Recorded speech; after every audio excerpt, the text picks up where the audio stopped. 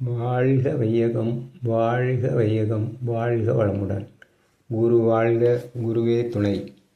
உலக சமுதாய சேவா சங்க ஐடி இயக்குநரகமும் மும்பை செம்பூர் தவ அறக்கட்டளையும் இணைந்து நடத்தும் இந்த அதிகாலை தவ நிகழ்ச்சியில் கலந்து கொண்டுள்ள அனைத்து அன்பர்களையும் வாழ்க வளமுடன் என்று வாழ்த்தினை தெரிவித்து வரவேற்கின்றோம். வாழ்க வளமுடன்.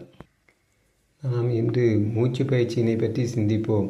மகரிஷி அவர்கள் அமைத்து கொடுத்துள்ள இந்த தசைநார் மூச்சு பயிற்சி செய்யும் பொழுது வஜ்ராசனத்தில் 2 நிலையும் சுகாசனத்தில் 5 நிலையும் செய்கிறோம். அவ்வாறு செய்யும் பொழுது நுரையீரல்கள் மேல்புறம் கீழ்ப்புறம் என எல்லா பாகங்களும் விரிவடைகின்றன. நுரையீரல் நன்கு செயல்பட்டு நாள் முழுவதுக்குமான பிராண வாயுவை இழுத்து உடலுக்கு தருகிறது. இதனால் நாள் முழுவதும் உற்சாகமாக சுறுசுறுப்பாக இருக்க முடிகிறது.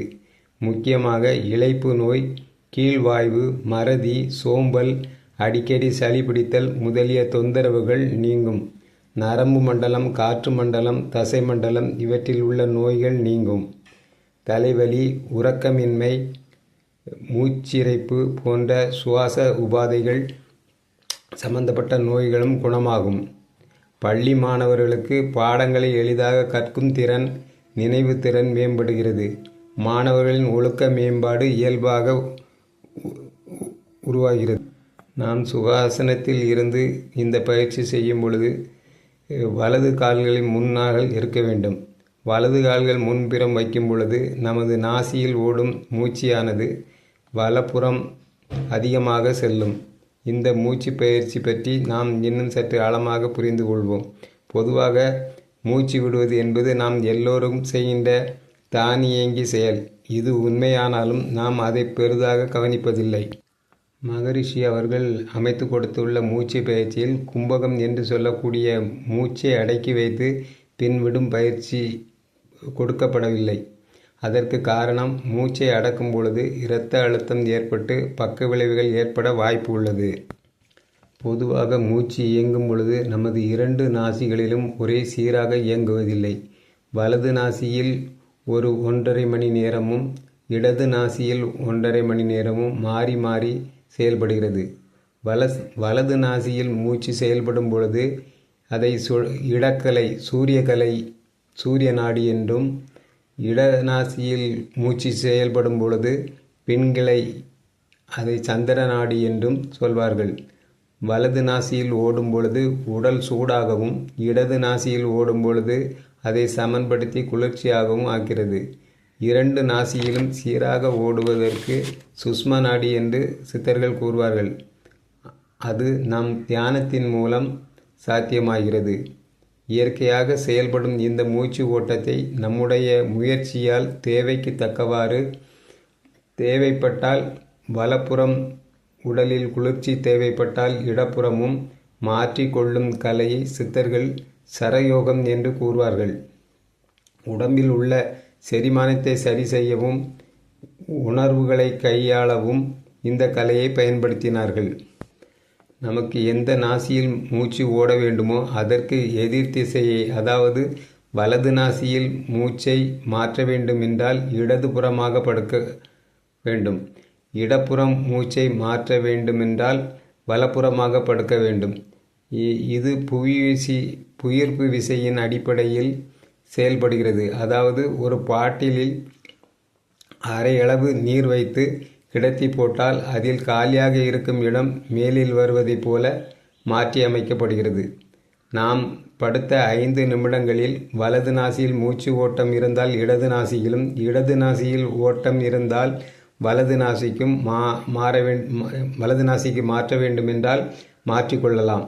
நாம் உணவு அருந்திய பிறகு செரிமானம் நன்றாக நடக்க வேண்டுமானால் நாம் இடப்புறமாக படுக்க வேண்டும். இடப்புறமாக படுக்கும் பொழுது சூரிய நாடி சுவாசம் மாறுபட்டு செரிமானம் நன்றாக நடைபெறுகிறது. இது செரிமானத்திற்கு மட்டுமல்ல, தூக்கத்திற்கும் உதவியாக இருக்கிறது. எப்படி என்றால், நீங்கள் வலப்பக்கமாக திரும்பி படுக்கும் பொழுது இடநாசி திறந்து மூச்சு ஓட ஆரம்பிக்கிறது. அப்பொழுது உடல் குளுமையாகி மூளை ரிலாக்ஸ் ஆகி உறக்கம் நன்றாக வருகிறது. இதை போன்றே சித்தர்கள் இன்னும் சில முறைகளை கையாண்டுள்ளார்கள். முந்தைய காலங்களில் முனிவர்கள் கக்குளுக்குள் யோக தண்டம் வைத்திருப்பார்கள். இதுவும் நாசியின் மூச்சை ஓட்டத்தை மாற்றுவதற்கான ஒரு முறைதான். வலது கக்குளுக்குள் வைத்தால் இடது நாசியிலும், இடது கக்குளுக்குள் வைத்தால் வலது நாசியிலும் மூச்சு ஓட்டத்தை மாற்றலாம் என்று கண்டுபிடித்திருந்தார்கள். ஆனால் அது இக்காலத்தில் இயலாத காரியம். அதற்காக நாம் வலது கையை முஷ்டியாக சுருட்டி, அதாவது ஆதிமுத்திரை இடது கைக்கு வைத்து கொண்டால் நமது வலது நாசி வழியாக மூச்சு ஓட ஆரம்பிக்கும். இது யார் வேண்டுமானாலும் எப்பொழுது வேண்டுமானாலும் செய்யலாம். இது சுவிட்ச் போட்டால் லைட் எரிவது போல வயர்களுக்கு பதிலாக நமது நரம்பு மண்டலம் அமைய பெற்றுள்ளது. அதை பயன்படுத்தி நாம் சோர்வாக இருக்கும் பொழுது சுறுசுறுப்பாகவும், பதட்டமாக இருக்கும் பொழுது அமைதியாகவும் மாற்றிக்கொள்வது நம் கையில்தான் உள்ளது.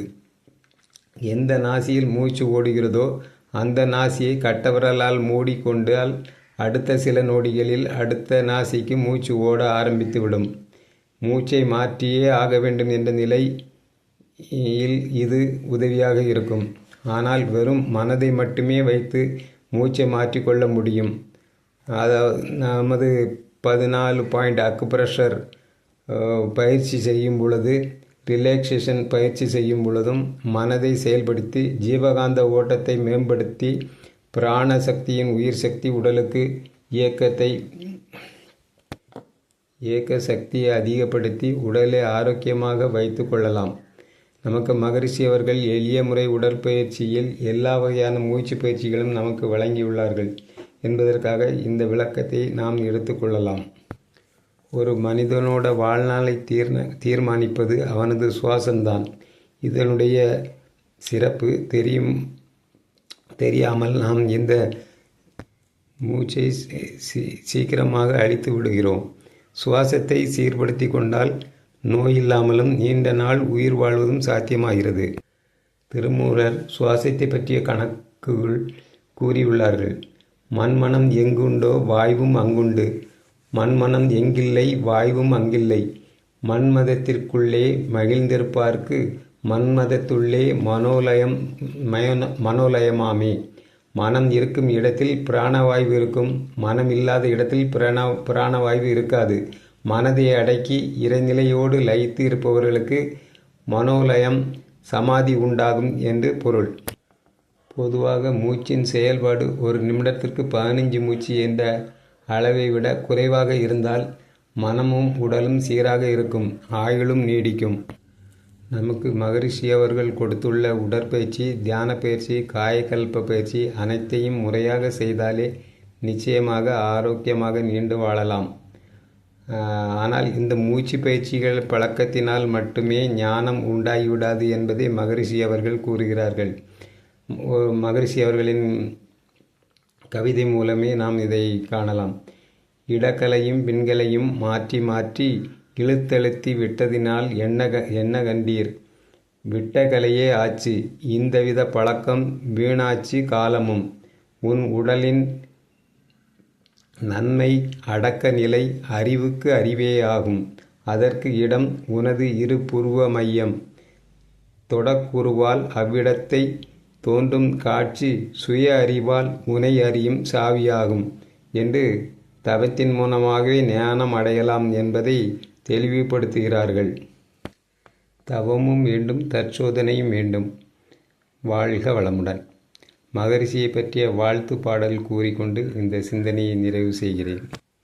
ஆன முதலில் அதிகம் செலவழித்து ஊன உடம்பினை நான் என்று நினைத்து மனமயக்கில் ஆழ்ந்து வாழ்ந்திழைத்து மானமிழந்து மதிகெட்டு போனபின் ஈன மனம் என் இன்ப விருப்பங்கள் ஓயாது திளைத்த போது கனப்பொழுதில் கனல் மூட்டி தியான நிலை காட்டி ஞான நிலை காட்ட வானளவில் மனம் விரித்து மோன நிலை உணர்த்திய அருள் குருவே வாழ்கவே. வாழ்க வாழ்கவே. வாழ்க வளமுடன்.